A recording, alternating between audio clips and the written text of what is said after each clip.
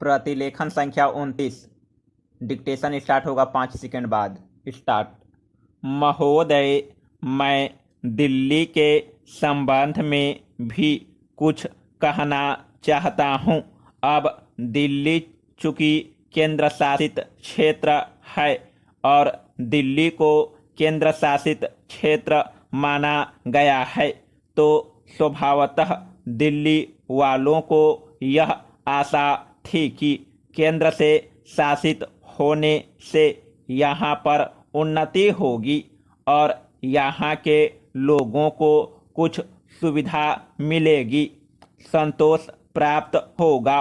किंतु मैं यह देख रहा हूँ और लोगों में भी यह भावना बढ़ती जा रही है कि जब से यह केंद्र शासित क्षेत्र हुआ है तब से शासन में निरंकुशता आने लगी है और लोगों की ओर ध्यान कम दिया जाने लगा है।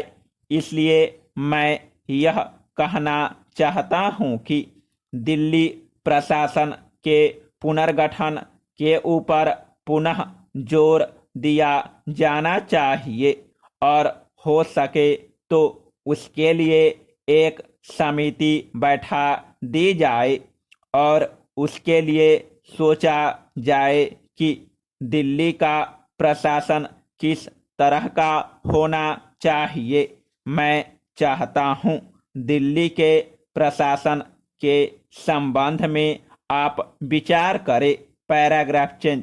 भ्रष्टाचार के संबंध में यहाँ बहुत कुछ कहा गया है, मैं पुनः उसको दोहराना नहीं चाहता, किंतु इतना अवश्य कहना चाहता हूँ कि आज देश में जनता का जो नैतिक स्तर है वह दिन प्रतिदिन गिरता जा रहा है। सरकार को यह सोचना चाहिए कि उनका वह नैतिक स्तर किस प्रकार उठाया जाए और किस तरह से लोगों की भावनाएं बदली जाए, किस तरह से लोगों में अनुशासन रह सके। इसके लिए सोचना अत्यंत आवश्यक है।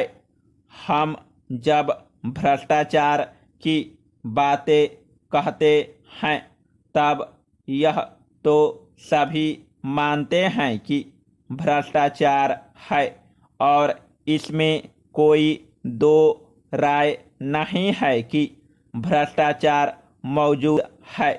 छोटे से अधिकारी से लेकर बड़े अधिकारी तक यह फैला हुआ है।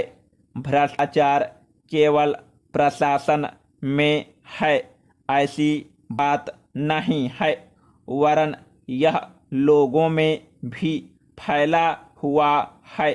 जब करों की अदायगी का प्रश्न आता है तब लोग दो दो खाते बना लेते हैं और आयकर की चोरी करने का प्रयत्न करते हैं और कर से बचने के लिए भ्रष्टाचार करते हैं।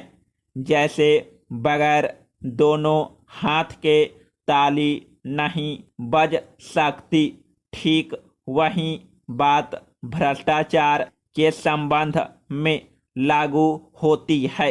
भ्रष्टाचार के निवारण के लिए जितना अधिकारियों का कर्तव्य है उतना ही कर्तव्य जनता का है।